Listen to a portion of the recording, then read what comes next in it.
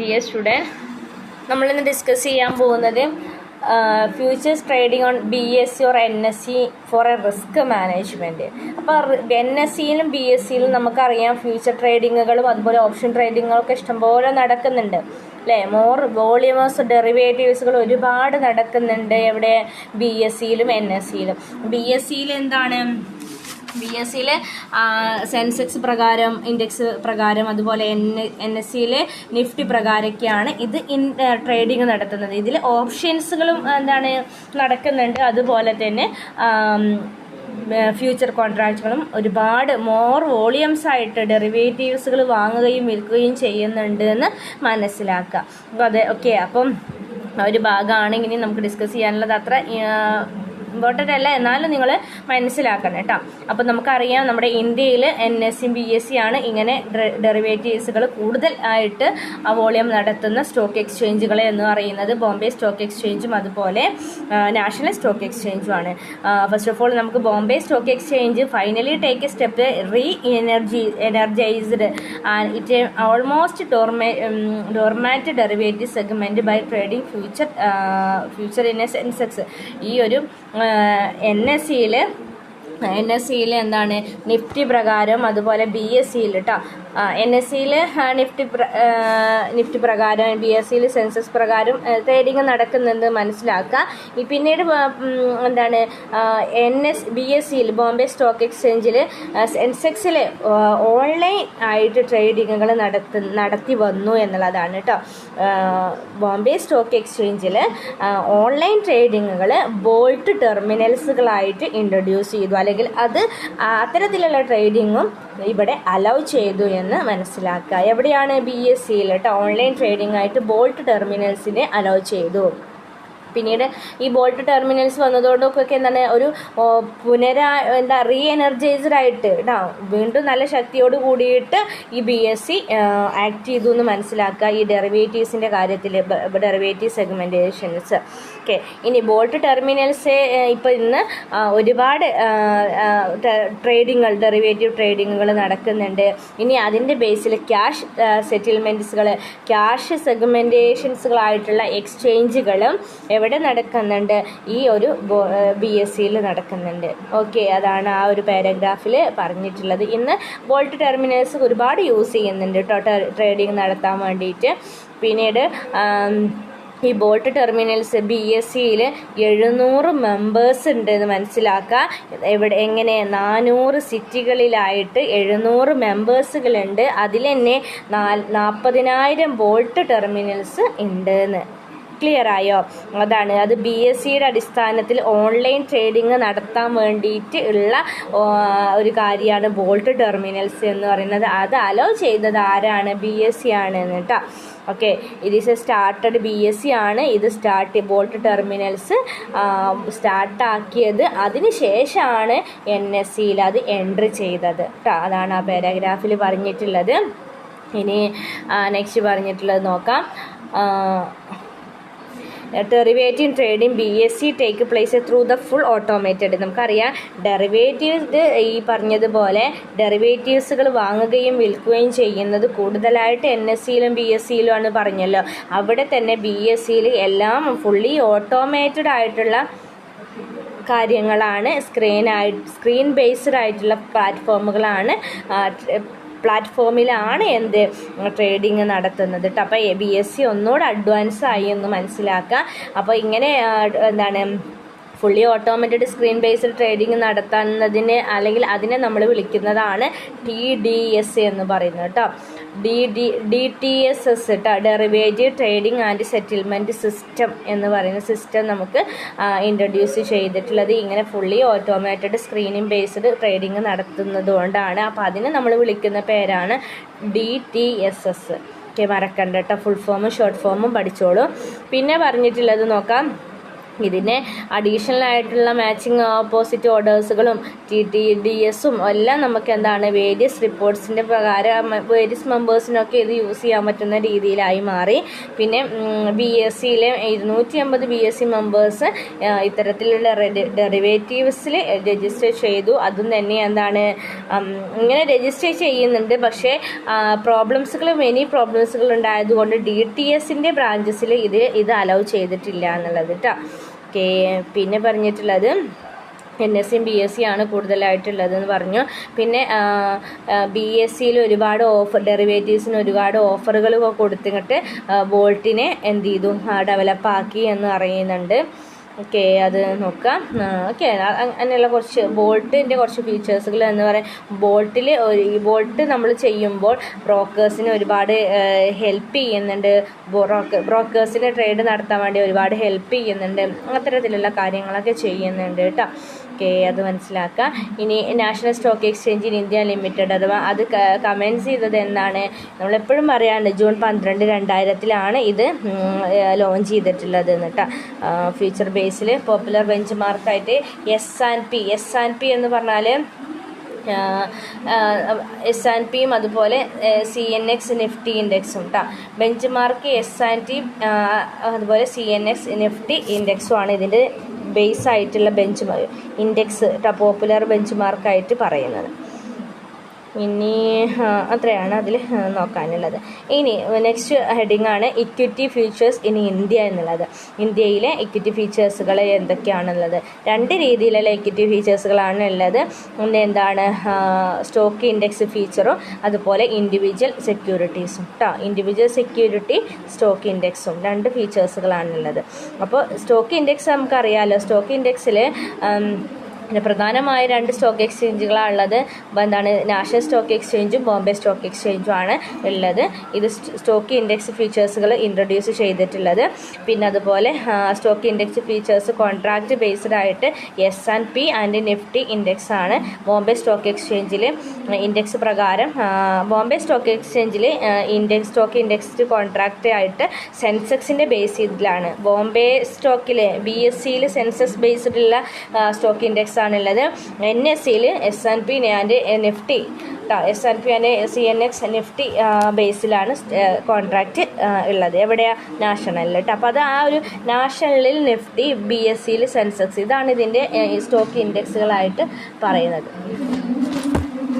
Okay, next പറഞ്ഞിട്ടുള്ളത് ഇനി ഇതിൻ്റെ ഫീച്ചേഴ്സാണ് കേട്ടോ. S&P നിഫ്റ്റിയുടെ ഫീച്ചേഴ്സുകളായിട്ട് പറയുന്നത്. നിഫ്റ്റി ഫീച്ചേഴ്സ് ഈ ഒരു FUDIX കേട്ടോ. Trade on the NSE forward future contract and option segment കേട്ടോ. അതാണ് F&O എന്ന് പറയുന്നത് കേട്ടോ. NSEയുടെ ഫ്യൂച്ചർ ആൻഡ് ഓപ്ഷൻ സെഗ്മെൻറ്റ്സ് ട്രേഡുകൾ നടത്തുന്നുണ്ട്. രണ്ടാമത്തെ പറഞ്ഞിട്ടുള്ളത് NSCCL കേട്ടോ. നാഷണൽ സെക്യൂരിറ്റി ക്ലിയറിംഗ് കോർപ്പറേഷൻസുകൾ ക്ലിയറിംഗ് സെറ്റിൽമെൻറ്റ്സുകൾ നടത്തുന്നുണ്ട്. അതും എങ്ങനെയാണ്? ഈ ഒരു ഫ്യൂച്ചർ ആൻഡ് ഓപ്ഷൻ സെറ്റിൽമെൻറ്റ്, അതാണ് F&O എന്ന് പറയുന്നത് കേട്ടോ. പിന്നെ അതുപോലെ S&P നിഫ്റ്റി പ്രകാരം മാക്സിമം 3 മാസത്തെ ട്രേഡിങ്ങുകളാണ് കൂടുതലായിട്ട് ഉള്ളതെന്ന് മനസ്സിലാക്കുക. പിന്നെ അതുപോലെ ലാസ്റ്റ് ട്യൂസ്ഡേ എന്ന് പറയുന്നത് കേട്ടോ, ക്ലിയർ ആക്കണേ. ലാസ്റ്റ് ട്യൂസ്ഡേ നമ്മുടെ എക്സ്പയർ ഡേറ്റ് ഫ്യൂച്ചർ കോൺട്രാക്റ്റിന് എക്സ്പയർ ഡേറ്റ് എത്തുന്നതിൻ്റെ തൊട്ട് ലാസ്റ്റ് ട്യൂസ്ഡേ ആണ് എക്സ്പയറി ഡേറ്റ് എങ്കിൽ അത് എന്താണ് അതിൻ്റെ തൊട്ടടുത്ത ദിവസത്തെയാണ് അത് കണക്കാക്കുന്നത് എന്ന് മനസ്സിലാക്കുക കേട്ടോ. അപ്പോൾ ലാസ്റ്റ് എക്സ്പയറി ഡേറ്റ് കഴിയുന്നത് ഒരു വ്യാഴാഴ്ചയാണെങ്കിൽ കേട്ടോ, ആ വ്യാഴാഴ്ചയാണെങ്കിൽ തൊട്ടടുത്ത മുമ്പുള്ള ദിവസം, അത് വ്യാപാരികളുടെ ഒരു ഹോളിഡേ ആയിട്ടാണ് വ്യാഴാഴ്ചയെ കണക്കാക്കുന്നത് എന്നാണ് പറയുന്നത്.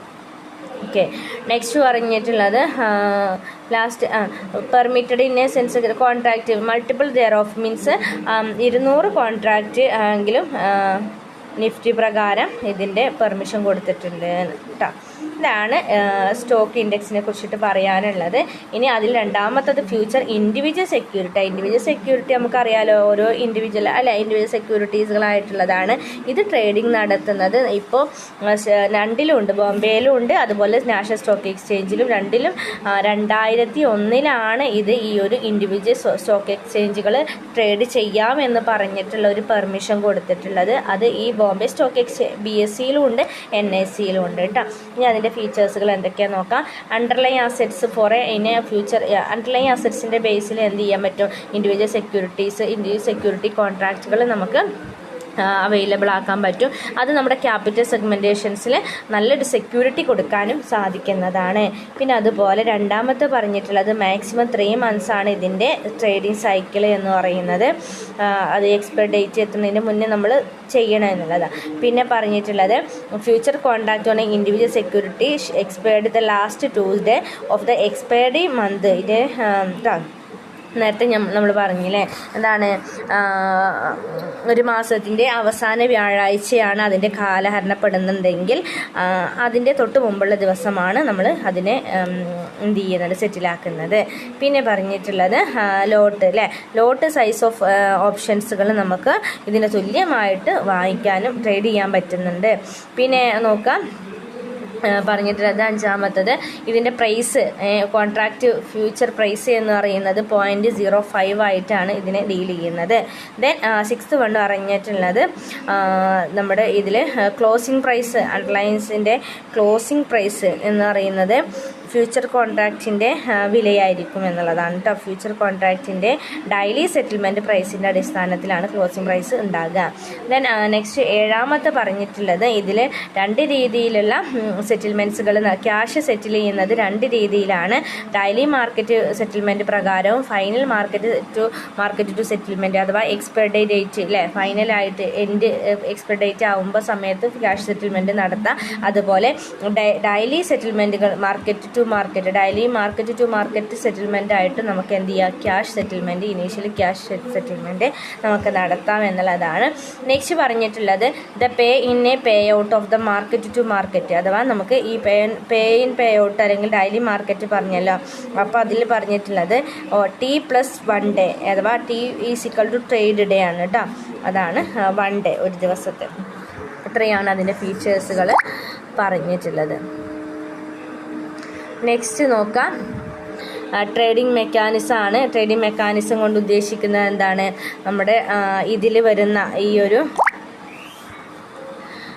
Future options trading in NSE. നമുക്കറിയാലോ ഫ്യൂച്ചർ ഓപ്ഷൻസ്, ഈ 2 ഫ്യൂച്ചർ കോൺട്രാക്റ്റും ഓപ്ഷൻ കോൺട്രാക്റ്റും ട്രേഡ് ചെയ്യപ്പെടുന്നത് NSEയിലാണ്. അതിനുള്ളൊരു സിസ്റ്റത്തെയാണ് നമ്മൾ NEATF എന്ന് പറയുന്നത് കേട്ടോ. ഫ്യൂച്ചർ ആൻഡ് ഓപ്ഷൻ കോൺട്രാക്റ്റ് എന്ന് പറയുന്നത് കേട്ടോ. അതിൻ്റെ ഒരു സിസ്റ്റമാണ് ഇത്. ഫ്യൂച്ചറും ഓപ്ഷനും ട്രേഡ് ചെയ്യപ്പെടുന്ന ഒരു സിസ്റ്റത്തെ പറയുന്നതാണ് ഈ ഒരു NEATF എന്ന് പറയുന്നത്. നാഷണൽ വൈഡ് ഓട്ടോമേറ്റഡ് സ്ക്രീൻ ബേസ്ഡുള്ള ഒരു ഫ്യൂച്ചർ ആൻഡ് ഓപ്ഷൻ സ്റ്റോക്ക് മാർക്കറ്റാണ്.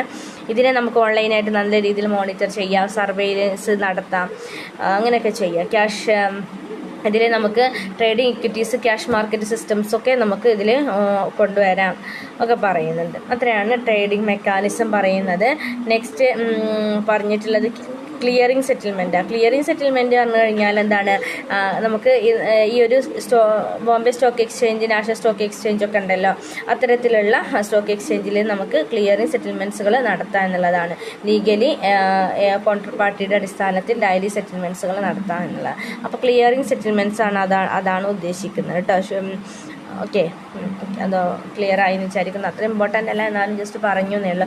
Next commodity future in India. നമുക്കറിയാം കമ്മോഡിറ്റി ഫ്യൂച്ചർ ഇൻ ഇന്ത്യയിലെ കമ്മോഡിറ്റി ഫീച്ചേഴ്സുകൾ നമുക്ക് പഠിച്ചതാണ്. NCDX-ഉം MCX-ഉം ഒക്കെ, അതൊക്കെയാണ് കമ്മോഡിറ്റി ഫീച്ചേഴ്സുകളായിട്ട് ഉള്ളത് കേട്ടോ.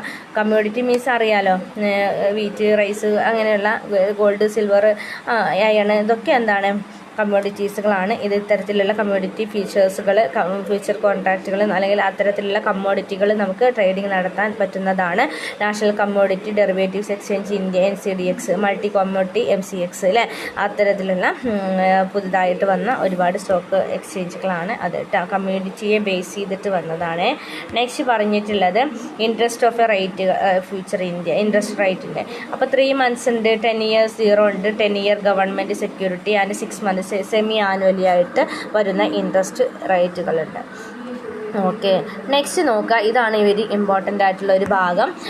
വാല്യൂ അറ്റ് റിസ്ക് ആണ് കേട്ടോ. വാല്യൂ അറ്റ് റിസ്ക് ഇമ്പോർട്ടൻ്റ് ആയിട്ടുള്ള ഒരു ഭാഗമാണ് വാല്യൂ അറ്റ് റിസ്ക് എന്ന് വെച്ചാൽ നമ്മൾ റിസ്കുകൾ പറഞ്ഞു. നമ്മൾ പറഞ്ഞു ഇൻവെസ്റ്റ് ചെയ്ത് കഴിഞ്ഞാൽ റിസ്ക് ഉണ്ടാകും, സ്വാഭാവികമാണ് അല്ലേ.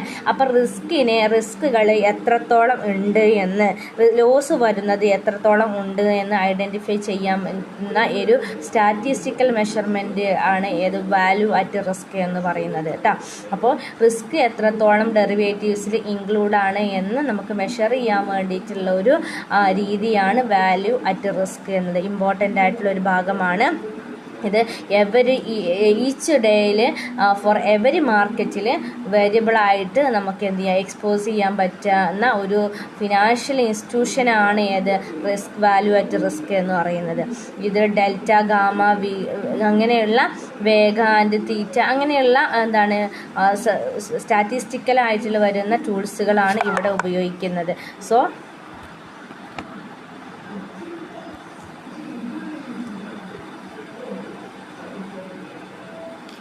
അവിടെ നമ്മൾ ഇത്തരത്തിലുള്ള ലോസുകൾ എത്രത്തോളം വരുന്നുണ്ടോ സ്റ്റാറ്റിസ്റ്റിക്കൽ മെഷർമെൻറ്റുകൾ നടത്തുകയാണ് ഈ ചെയ്യുന്നത്.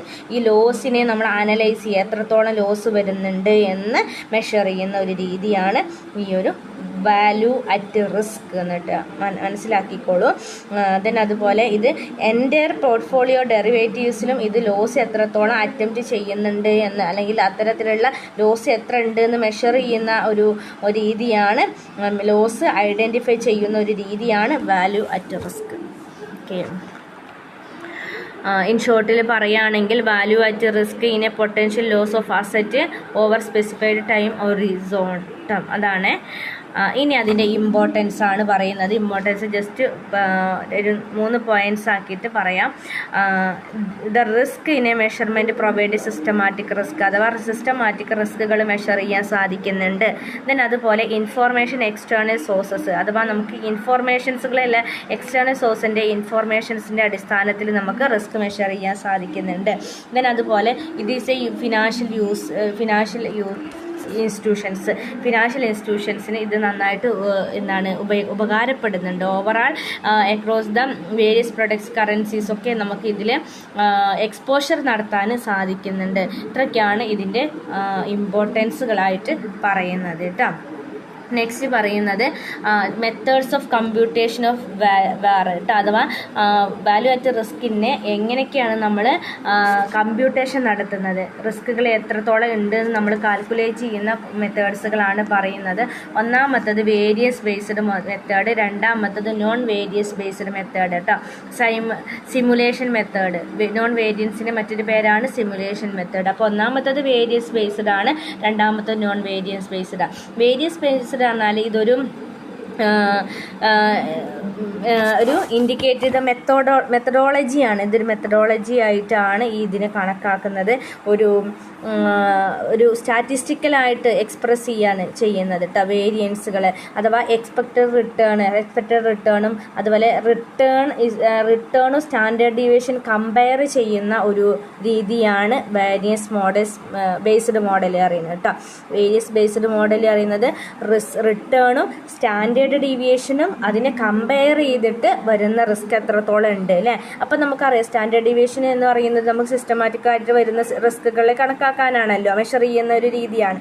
സോ അതുകൊണ്ട് തന്നെ നമുക്ക് സ്റ്റാൻഡേർഡ് ഡീവിയേഷന് ഇവിടെ കാൽക്കുലേറ്റ് ചെയ്തിട്ട് നമുക്ക് റിസ്കിനെ നമുക്ക് കണ്ടെത്താൻ പറ്റും എന്നുള്ളതാണ് കേട്ടോ. അതിനുള്ള ഒരു ഇക്വേഷനാണ് ഇവിടെ പറഞ്ഞിട്ടുള്ളത്. VaR is equal to alpha root of T into sigma അല്ലെങ്കിൽ സ്റ്റാൻഡേർഡ് ഡീവിയേഷൻ പി എന്നുള്ളത് കേട്ടോ, സ്റ്റാൻഡേർഡ് ഡീവിയേഷൻ പി. അപ്പോൾ അതിൽ വാർ അറിയാലോ, വാല്യൂ അറ്റ് റേറ്റ് റിസ്ക് ആണ്, വാല്യൂ അറ്റ് റിസ്ക് ആണ്. ആൽഫ മീൻസ് ആൽഫയാണ് കേട്ടോ, നമുക്കറിയാം. ദെൻ റൂട്ട് ഓഫ് ടി എന്ന് പറയുന്നത് result reflects reflect the statistical result that a war at increases square number of periods ആണ് ട്ടോ, periods of a series of a uncorrelated ആണ്. Next പറഞ്ഞിട്ടുള്ളത് സ്റ്റാൻഡേർഡ് ഡീവിയേഷൻ പി ആണ്. Standard deviation means standard deviation അറിയാലോ. Then അതിൻ്റെ പോർട്ട്ഫോളിയോക്കാണ് standard deviation P എന്ന് പറയുന്നത്. ഈ ഒരു ഇക്വേഷൻ വെച്ചിട്ട് നമുക്ക് വേരിയസ് ബേസ്ഡ് മോഡൽസ് കണ്ടെത്താൻ പറ്റും കേട്ടോ. നെക്സ്റ്റ് രണ്ടാമത്തത് നോൺ വേരിയൻസ് ബേസ്ഡ് മോഡലാണ്. അതിൽ ഒരു 3 ടൈപ്സ് ഓഫ് മോഡൽസുകൾ പറയുന്നുണ്ട്. ഒന്നാമത് ഹിസ്റ്റോറിക്കൽ മെത്തേഡാണ്. ഹിസ്റ്റോറിക്കൽ മെത്തേഡ് എന്ന് പറഞ്ഞു കഴിഞ്ഞാൽ നമ്മൾ പാസ്റ്റ് ഡാറ്റ വെച്ചിട്ട് നമ്മൾക്ക് റിസ്ക് ഐഡൻറ്റിഫൈ ചെയ്യുക എന്നുള്ളതാണ് അവിടെ ഉദ്ദേശിക്കുന്നത് കേട്ടോ. Using A past data okay, അത് വെച്ചിട്ട് നമുക്ക് ഫ്യൂച്ചറിൽ എന്ത് സംഭവിക്കുമെന്ന് നമ്മൾ എത്രത്തോളം റിസ്ക് വരും എന്ന് കാൽക്കുലേറ്റ് ചെയ്യുന്ന ഒരു രീതിയാണ് ഹിസ്റ്റോറിക്കൽ ഡാറ്റ. ഇതൊരു പോപ്പുലർ മെത്തേഡാണ് കേട്ടോ. വാല്യൂ എസ്റ്റിമേഷനുള്ള ഒരു പോപ്പുലർ മെത്തേഡായിട്ടാണ് ഹിസ്റ്റോറിക്കൽ മെത്തേഡ് പറയുന്നത്. കാരണം നമ്മൾ ആ സ്റ്റോക്ക് എക്സ്ചേഞ്ചിലെ പാസ്റ്റ് ഡാറ്റ വെച്ചിട്ട് നമ്മൾ എപ്പോഴും റിസ്ക് കാൽക്കുലേറ്റ് ചെയ്യാറുണ്ടാവും, അത് സ്വാഭാവികമാണ്. അതാണ്. നെക്സ്റ്റ് മോണ്ടെ കാർലോ സിമുലേഷനാണ് കേട്ടോ. മോണ്ടെ കാർലോ സിമുലേഷനാണ്. ഇതൊരു പ്രോബബിലിറ്റി മെത്തേഡാണ്, സാധ്യതയുള്ള ഒരു മെത്തേഡാണ്, പ്രോബബിലിറ്റി മെത്തേഡാണ് മോണ്ടെ കാർലോ സിമുലേഷൻ എന്ന് പറയുന്നത്. ഇത് നമുക്കൊരു പ്രോബബിലിസ്റ്റിക് മോഡൽ നമ്മൾ എന്ത് ചെയ്യാണ്, ക്രിയേറ്റ് ചെയ്യാണ്. ഒരു മോഡൽ നമ്മൾ സ്വയം ക്രിയേറ്റ് ചെയ്തിട്ട് അത് വെച്ചിട്ട് നമ്മൾ എന്ത് ചെയ്യാണ്, റിസ്കിനെ ഐഡൻറ്റിഫൈ ചെയ്യാണ് കേട്ടോ. അപ്പോൾ ഇതിന് നമുക്ക് മോണ്ടെ കാർലോ ആണ് ഇത് ഈ ഒരു മെത്തേഡ് ആദ്യം കൊണ്ടുവന്നത്. അതുകൊണ്ടാണ് മോണ്ടെ കാർലോ സിമുലേഷൻ എന്നായിട്ട് പറയുന്നത്. അപ്പോൾ ഇതിലും തന്നെ എക്സ്പെക്റ്റഡ് റിട്ടേണും അതുപോലെ സ്റ്റാൻഡേർഡ് ഡീവിയേഷനും കോറിലേഷനും ഒക്കെ നമ്മൾ ഫൈനൽ ഇൻസ്ട്രുമെൻസിന് വേണ്ടിയിട്ട് അതിൻ്റെ ഇത്തരത്തിലുള്ള കാര്യങ്ങളൊക്കെ ബേസ് ചെയ്തിട്ടാണ് എന്ത് ചെയ്യുന്നത്, ഈ ഒരു മോഡൽ നമ്മൾ ക്രിയേറ്റ് ചെയ്യുന്നത്. ഒരു മോഡൽ ഇൻട്രൊഡ്യൂസ് ചെയ്തിട്ട് അതിൻ്റെ ബേസിൽ റിസ്ക് കണ്ടെത്തുക എന്നുള്ളതാണ് Monte Carlo simulation. Okay. Next പറഞ്ഞത് delta normal method. Delta normal distribution നമ്മൾ അസ്യൂം ചെയ്തിട്ട് അതിനെ ബേസിൽ എന്താണ് നമ്മൾ റിസ്ക് കണ്ടെത്തുക എന്നുള്ളതാണ് അവിടെ ഉദ്ദേശിക്കുന്നത്. അപ്പോൾ നോർമൽ കർവിൻ്റെ അടിസ്ഥാനത്തിൽ അല്ലെങ്കിൽ നോർമൽ ഡിസ്ട്രിബ്യൂഷൻ്റെ അടിസ്ഥാനത്തിൽ എന്ത് ചെയ്യാം, നമ്മൾ റിസ്ക് കണ്ടെത്തുക. ഓക്കെ. നെക്സ്റ്റ് നോക്കാം. അപ്പോൾ ഈ 3 മെത്തേഡ് ക്ലിയർ ആയല്ലോ. നെക്സ്റ്റ് ആണ് ബാക്ക് ടെസ്റ്റിംഗ് കേട്ടോ. ബാക്ക് ടെസ്റ്റിംഗ് എന്ന് പറയുന്നതും അതുപോലെ 2 ടെസ്റ്റുകളാണ് ഇനി പറയുന്നത്. ബാക്ക് ടെസ്റ്റിങ്ങും സ്ട്രെസ് ടെസ്റ്റിങ്ങും. ബാക്ക് ടെസ്റ്റിംഗ് എന്നാൽ നമ്മളിപ്പോൾ 3 ടെസ്റ്റിങ് നടത്തിയല്ലോ, 3 മെത്തേഡ്സുകൾ നമ്മൾ നടത്തിയല്ലോ. ഈ 3 മെത്തേഡ്സുകൾ എത്രത്തോളം എഫക്റ്റീവായിട്ടുണ്ട് എന്ന് നമ്മൾ കണക്കാക്കുന്ന ടെസ്റ്റാണ് ബാക്ക് ടെസ്റ്റിംഗ് എന്ന് പറയുന്നത് കേട്ടോ. ചെക്ക് ചെയ്യാണ് നമ്മൾ ഈ എസ്റ്റിമേഷൻ, ഈ ഇത്രയും വാല്യുവേറ്റ് റിസ്കുകൾ മെത്തേഡ്സുകൾ യൂസ് ചെയ്തല്ലോ. ഈ മെത്തേഡ്സിൽ നമ്മൾ ചെയ്ത മോഡൽ എത്രത്തോളം എഫക്റ്റീവ് ആയിട്ടുണ്ട് എന്ന് ഐഡൻറ്റിഫൈ ചെയ്യുന്നതിനെയാണ് ബാക്ക് ടെസ്റ്റിംഗ് എന്ന് പറയുന്നത് കേട്ടോ. ഓക്കെ. നെക്സ്റ്റ് രണ്ടാമത്തത് പറയുന്നത് അപ്രോക്സിമേറ്റ്ലി 1 ഓഫ് ദ ഡേ എന്നൊക്കെ പറയുന്നുണ്ട് കേട്ടോ. ദെൻ സ്ട്രെസ് ടെസ്റ്റിംഗ് എന്ന് പറഞ്ഞാൽ ഒരു ക്രൈസിസ്, ഒരു ഫിനാൻഷ്യലി ഒരു ക്രൈസിസോ അല്ലെങ്കിൽ എന്തെങ്കിലും ഒരു ക്രൈസിസുകൾ, ഒരു അബ്നോർമൽ ബിസിനസ് കണ്ടീഷൻസുകൾ ഉണ്ടെങ്കിൽ അവിടെ നമ്മളെ ഫിനാൻഷ്യൽ ഇൻസ്ട്രുമെൻസിനെ നമ്മൾ എങ്ങനെ പെർഫോം ചെയ്യുന്നു എന്ന് കണക്കാക്കുന്ന ടെസ്റ്റാണ് സ്ട്രെസ് ടെസ്റ്റിംഗ് എന്ന് പറയുന്നത് കേട്ടോ. അബ്നോർമൽ കണ്ടീഷൻസിൽ നമ്മുടെ ഫിനാൻഷ്യൽ ഇൻസ്ട്രുമെൻസുകളെ എത്രത്തോളം അല്ലെങ്കിൽ എങ്ങനെ പെർഫോം ചെയ്യുന്നു അതിനെ ഐഡൻറ്റിഫൈ ചെയ്യുന്ന ഒരു ടെസ്റ്റാണ് സ്ട്രെസ് ടെസ്റ്റിംഗ് എന്ന് പറയുന്നത്. ഓക്കെ. അപ്പോൾ ഇതോട് കൂടിയിട്ട് നമ്മുടെ ഈ ഒരു ചാപ്റ്റർ കംപ്ലീറ്റ് ആയിട്ടുണ്ട് കേട്ടോ. ഇനി ഇതിൻ്റെ പ്രോബ്ലംസുകളാണ്. അപ്പോൾ നിങ്ങൾ കുറച്ച് പ്രോബ്ലംസുകളൊക്കെ ചെയ്ത് നോക്കാം. പ്രോബ്ലം 1, 2, 3 അങ്ങനെ ഒരുപാട് പ്രോബ്ലംസുകളുണ്ട്. അപ്പം നമ്മൾ ചെയ്ത ആ ഭാഗം തന്നെയാണ് കേട്ടോ. അതൊന്ന് ചെയ്ത് നോക്കുക, നിങ്ങളെ കൊണ്ട് കഴിയുന്ന രീതിയിലെല്ലാം ചെയ്യുക. എനിക്ക് പറയാനുള്ളത് 1ഉം 4ഉം അതുപോലെ അങ്ങനെ കുറച്ച് പ്രോബ്ലംസുകൾ നിങ്ങൾ എന്തായാലും ചെയ്ത് നോക്കുക കേട്ടോ. ഹോംവർക്കായിട്ട് ഞാൻ തരികയാണ്, നിങ്ങൾ ചെയ്തിട്ട് എന്തെങ്കിലും ഡൗട്ടുകൾ ഉണ്ടെങ്കിൽ ചോദിക്കാം. ഓക്കെ.